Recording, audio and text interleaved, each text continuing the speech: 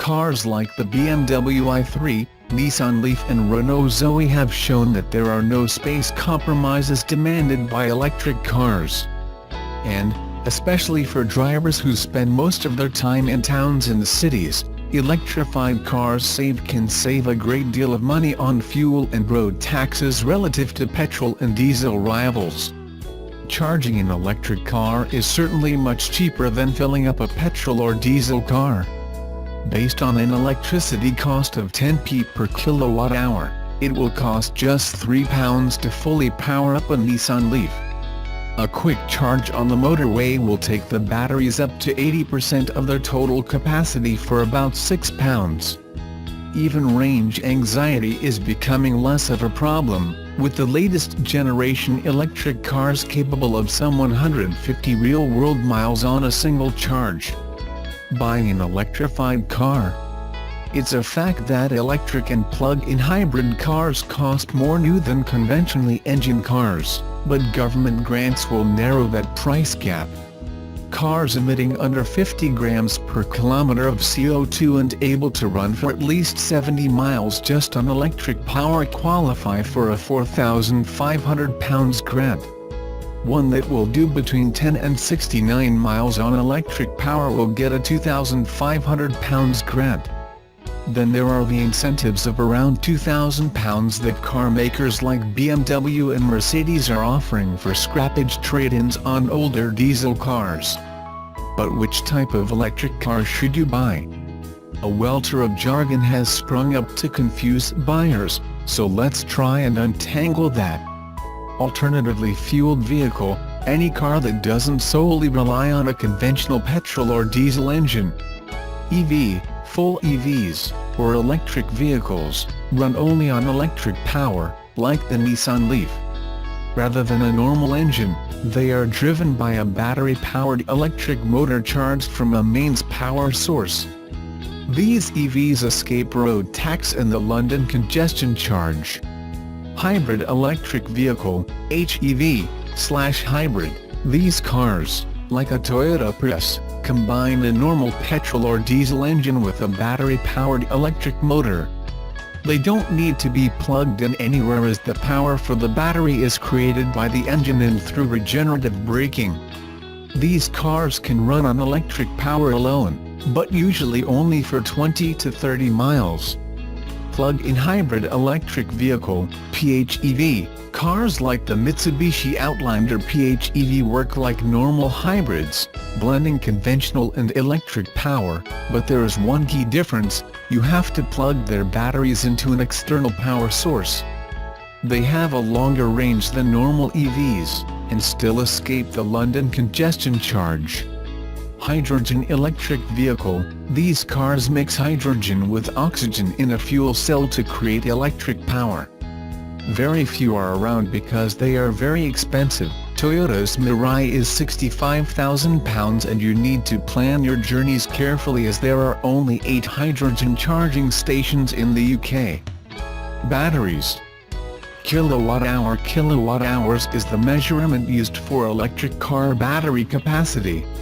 The 85 kilowatt-hours battery in the Tesla Model S 85D gives it a real-world range of around 250 miles, so it's averaging 34 kilowatt-hours per 100 miles.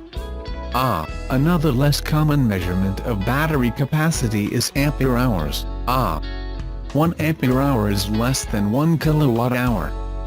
BMW i360A model is equivalent to 22 kilowatt-hours. Lithium-ion, the most common form of battery for electric and hybrid cars. As with a laptop or mobile phone, the capacity declines over time and over the number of recharges. It's quite a slow decline though. In cars, the batteries should retain around 80% of their original capacity after 8 years of daily use. Charging. There are 3 ways to charge your electric car or plug-in hybrid: via a main socket, a wall box fitted at your home, or a public charging station. The 3 charger types are slow, 3 kilowatts, fast, 7 to 22 kilowatts, and rapid, 43 to 50 kilowatts. The higher the number, the faster the charge rate. Most electric cars come with a Type 2 Minic 7pn plug, though some like the Mitsubishi Outlander PHEV can be had with a 5-pin Type 1 plug. Cables be obtained to allow Type 1 plug cars to be charged by a Type 2 charger.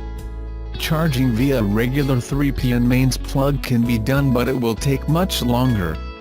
Get an expert to check your house electrics to make sure they're okay. Wallbox home chargers vary from slow, 3 kilowatts, to faster, and more expensive, 7 kilowatts units. A 3 kilowatts charger will fill up a leaf in 6 to 8 hours, while the 7 kilowatts unit will take 3 to 4 hours. Public chargers are usually in car parks, motorway service stations, or tourist spots and hotels. They usually fall into the fast or rapid categories. Ecotricity is one of the main motorway EV charging providers.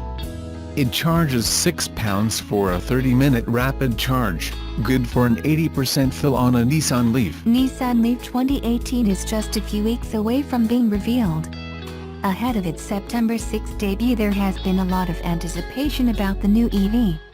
There is more pressure on Nissan to deliver with a new Leaf after the successful and much-hyped release of the new Tesla Model 3, which arrived last month. In the latest teaser for the car, Nissan revealed a new zero-emissions badge, a glimmer of the rear exterior and the rear light design. Nissan has claimed that the new Leaf will be packed with their most advanced technologies and will raise the bar for the electric vehicle market. The zero-emissions vehicle has been the most popular EV in the UK for a number of years, but with advancements in the market segment and more competition, the new car needs to deliver on more than stellar technology. Range anxiety is still the biggest problem for many would-be EV drivers, as they don't believe that an electric car can support their lifestyle. Previous generation Leafs have not breached the 200-mile range, and with the 24 kilowatts battery achieving a theoretical range of 124 miles of charge, and the 30 kilowatts delivers 155 miles. With the Model 3 producing around 220 miles with its standard battery and 310 miles with the long-range battery pack, then Nissan will need to produce a car with range closer to the 200 mark to compete. In addition to this, with the lower price point, they will be aiming to draw some potential customers away from Tesla. From initial reports about the car's specs and leaked pictures, we know that the X sports a more conventional exterior design. It looks heavily influenced by the new Nissan Micra, which was unveiled earlier this year. Nissan has said that the car is lower to the ground, which allows zero lift and better stability when traveling at higher speeds. With the exterior having such drastic redesign, we imagine that it will be a similar story inside the vehicle, although no images have yet been released of the car's interior. Leaf will come with Pro Pilot when it debuts, which allows for autonomous driving capabilities such as parking itself, control the braking, steering and acceleration. One of the most unique features of the new car has to be the new e-pedal technology. This turns the accelerator into an e-pedal, which allows drivers to accelerate, decelerate and stop with just the one pedal. Nissan has said that the e-pedal will be suitable for 90% of the driver's needs and will make driving simpler and more engaging. Leaked specs earlier this month by Autobiddle revealed the 2018 would come with a base 40 kWh battery pack for around 165 miles of range. There are rumors that there will be a higher capacity 60 kilowatts battery which can produce over 200 miles of range, but there has been no official confirmations about the vehicle's range. The new Leaf 2018 will debut on September 6th and the event will be live-streamed online. Japan Motors Company Limited has unveiled its new brand of product christened Nissan Kicks, which comes with full technological features backed by high-quality standard.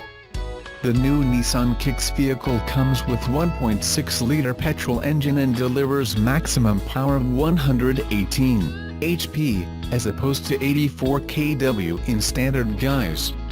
And the engine features a redesigned manifold, which allows for a lower, more aerodynamic hood. Mr. Salem Kimoni, The managing director of Japan Motors said the name Kicks was meant to start the competition because their outfit boasts of quality products. He said the new product comes with a striking design, quality volume of interior space and luxury interior ambience, and boasts of a large, V-motion grille, clear, wraparound headlights and integrated boomerang LED accent halogen lights on the accented specification level. The new Nissan Kicks feature power steering, with a fully adjustable steering wheel and electric windows on all doors. Both the base and Ascenta grades also feature manual air conditioning and an integrated audio system with USB, Bluetooth and O connectivity, he added. Mr. Cremoni said the safety of the customer was assured because of the integration of ABS brakes, front airbags, an immobilizer and alarm system, including electronic brake force distribution and emergency brake assist. He said Ghana was located at the center of the world and the center of West Africa, and Japan Motors had taken the lead by expanding to the sub-region including Togo, Senegal and Mali. With the needed enabling environment by government and support of Nissan, Japan Motors is planning to further expand to the sub-region. He urged the government to improve logistics and trade policies to support business expansion to the sub-region. Mr. Ibrahim Mohamed Awal, the Minister of Business Development, recommended the product to Ghanaians because the brand was a household name which comes with quality and durability. He urged management of Japan Motors to establish a plant in Ghana to assemble vehicles as a means of creating job opportunities for the teeming youth and also expand their market. The minister called for collaboration with corporate organizations to set up Entrepreneurs Fund to support young graduates to be innovative and create businesses of their own to reduce the pressure on the public sector. He assured the private sector of government's commitment to remove obstacles that affected entrepreneurs to expand and grow their businesses.